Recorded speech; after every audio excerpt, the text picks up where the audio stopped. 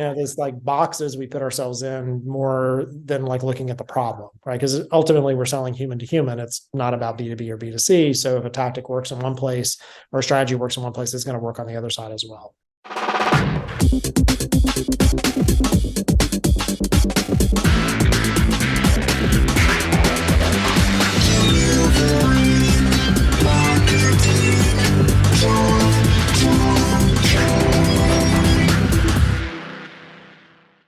Hey there, and welcome to a brand new episode of Delivering Marketing Joy. I am your host, Kirby Hossman. Joining me today, a brand new rock star. So excited to dig in. He's the chief strategist and dojo master, absolutely love that, of Liger, an expert in guiding businesses to find their identities, core values, craft their vision, and establish their brands. Eric Holtzclaw, thanks so much for joining me. Thank you for having me. Appreciate the opportunity. Absolutely. So I try to do a little bit of research on each of my guests, and I've seen that you have talked about the difference between demand generation and lead generation. Can you talk about the difference there? Yeah, so we are primarily a B2B marketing firm. And so B2B firms typically fall more on the category of demand generation, which is, building content, getting people to kind of come to you, understand where you are, those types of things. Yeah. And then I think about lead gen, more performance management. So people who pay for display ads, B2C relies very heavily on that.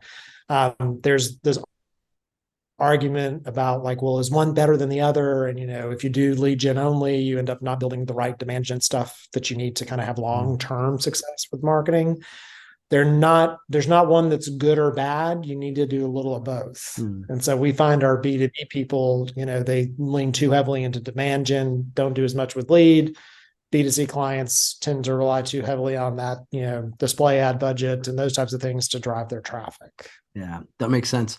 And, I talk all the time about, I think sometimes we can all lean too heavily on one tool in the toolbox as opposed to trying to be a little bit more spread out so that we're reaching all those categories. That makes sense.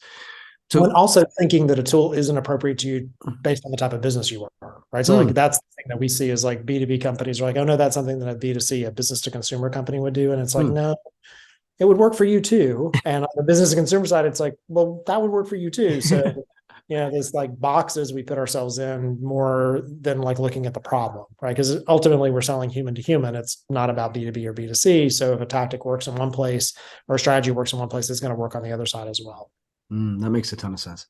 So you mentioned content. So everybody's creating content nowadays. I mean, we're in the process of creating some content right now, right? Yes, absolutely. Yeah. So, but how do you create content that converts? So creating content that converts, we look at how do you look at your company as a magazine, not a catalog. So if I were going to create a magazine around your company, what would be the stories I would tell? How would I educate you? How would I get you to pick my magazine up off the shelf compared to all the other magazines that are there? Lots of companies build catalogs, like they tell you all the products they sell and the services, and who cares? Like I probably figured that out, right? Like in the first few minutes, I probably figured that out. How can you educate me and insert within that all the right types of keywords and things that need to be there in order for the robots, the Googles and the chat GPTs of the world to also point customers and prospects in my direction. So you're serving both, but by serving the person who's going to actually read the content, thinking about it from a magazine perspective, you're going to have content that converts in a much more meaningful way. You don't want to just write for SEO. You've all ended up on those pages where this thing's just full of keywords. It doesn't mean anything to me. Yeah. Or the companies who love to talk about themselves, they use the word we, like all over their site. Talk about you, educate me, teach me. Don't worry about giving away your trade secrets. If it's that easy to repeat it, you don't have a business anyway. So like, how can you tell me something that then makes me interested to potentially work with your business? And if you make it complicated enough, I'm going to hire you. I don't want to do it. Tell me everything. Show me how hard it is. And then I'm like, oh yeah, I shouldn't try to do that myself. I'm bringing in an expert. Yeah. I love that. I've heard of people say, think like a media company, but I've never heard anybody say, think like a magazine, not like a catalog. That's a really interesting mind shift that I think is super, super good. I love that. So what are some marketing mistakes you see organizations make?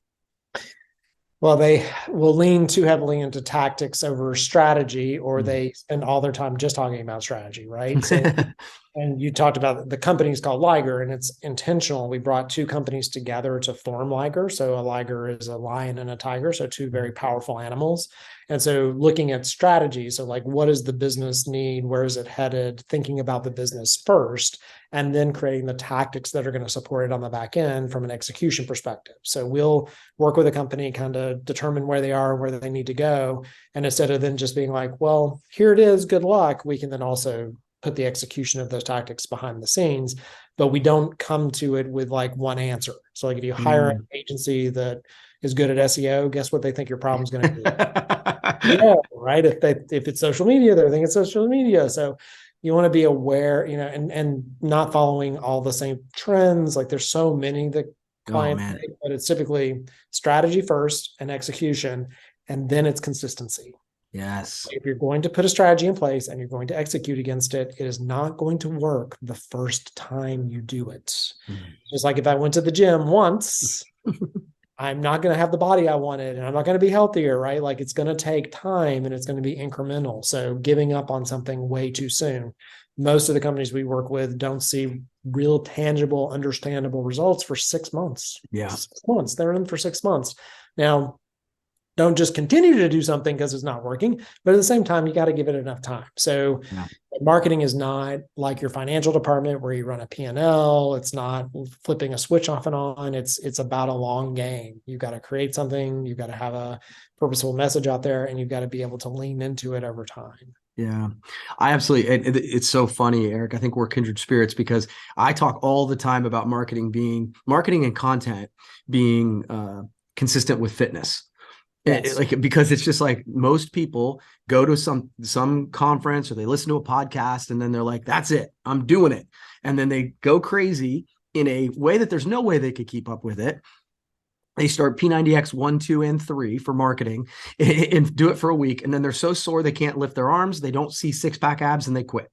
Yeah. It's like, I see that all the time. And I think that's super, super good advice because there are so many correlations between fitness and just sticking with it, Well, I mean, any really successful endeavor, and it's not, it's sort of, you can't see a lot of what's happening with marketing. You don't, there's in the B2B world, it's about 21 times that someone has to see your brand to really recognize who you are and what you do. And so that takes some time. You can't do it like, in the Golf Channel, they'll play the same ad over and over again to the point that you're hearing it. That's not how you do it. Like you got to come up with some consistent messaging. When are they ready to buy? They may not even be in a buying cycle right now. So just staying in front of them is part of the battle. Yeah. So yeah. Yeah, I agree. All right, cool. Final question for you. One of the things that struck me is that you've had a chance to chat with over 1,000 entrepreneurs or more probably by now. Yeah. What are some of the main lessons you've learned from those conversations? So I am a serial entrepreneur. I think it's because I was introduced, I give presentations to Vistage, and one of the Vistage chairs introduced me as unemployable. He's like, he's just unemployable. I'm like, yeah, that's probably true.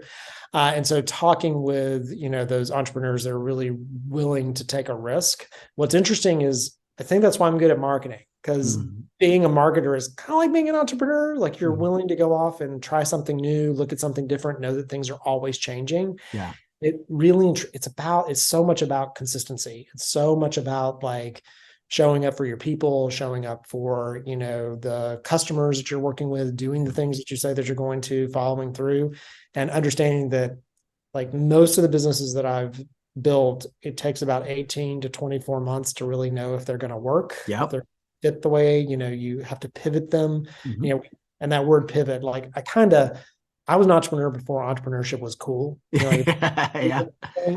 And it's funny to watch people talk about pivot, which is like they just started a whole new company. Like they didn't pivot. Like pivot means like I made an adjustment to something barely to like get it to work in the other way, versus my idea was a terrible idea and I'm doing something completely new.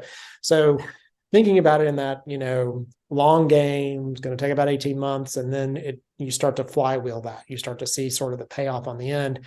And people give up on the entrepreneurial path too quickly. They just don't have the patience. They haven't given themselves enough of a runway. So it is a lifestyle. There's no way to separate, this like separation of life and work totally with you. Happen, those kind of things. So a lot of that. Yeah, it is. And I think the other piece of that, Eric, is that we see the end story so many times. You Yes. know, they started in a garage and then it's Apple. Like, we didn't talk about the entire journey where they fired Steve Jobs in the middle of it. Like, Yeah. it's not overnight. It's not, there's no such thing as an overnight success, not long term. And so I think sometimes we set people up for failure because we act as if it's going to be easy. I love what you're saying, dude. It's going to be 18 to 24 months before you even know if it's going to work. Yeah. And I think if we say that, that's not a martyr statement. It helps you be successful because you know what's coming. Yeah. And that's why back in 2010, I started podcasting in 2010. Very early. Yeah. And I did it because I wanted to interview other entrepreneurs about like why they were either successful or not. Yeah. And it was out of this kind of curiosity and also this kind of media attention around entrepreneurs of them being these rock stars. And I'm like, no, it's not.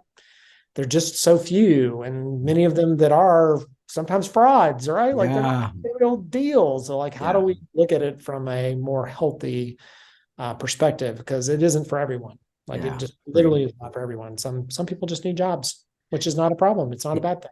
It's much healthier. So, yeah. I heard, gosh, it was early in my entrepreneurial journey, and I heard that being an entrepreneur, and it kind of fits with your brand, right? Is that it's like a person riding a lion, and everybody around is going, "Oh my God, look at that guy riding the lion!" And the guy riding the lion is like, "How did I get up here, and how do I get down without getting killed?" Yeah, right. Like, I'm like, I'm on this thing now, and I don't know what to do. Yeah, that's right. Yeah. So, well, cool, Eric. How can people find you, learn more about you? I'm all over all the socials. So, not on TikTok. I don't think I'm cool enough to be on TikTok, but I'm on LinkedIn, Twitter. You can go to the company is ligerpartners.com. But, love chatting mostly professionally. LinkedIn is a great way to connect and, learn new things about people and see what they do. So, yeah. Perfect. Eric, thank you so much. I really appreciate you taking the time. We'll have to do it again sometime. Okay. Yeah. Thanks for the opportunity. No problem. All right. Well, that's going to wrap up this edition of Delivering Marketing Joy. We'll see you next time.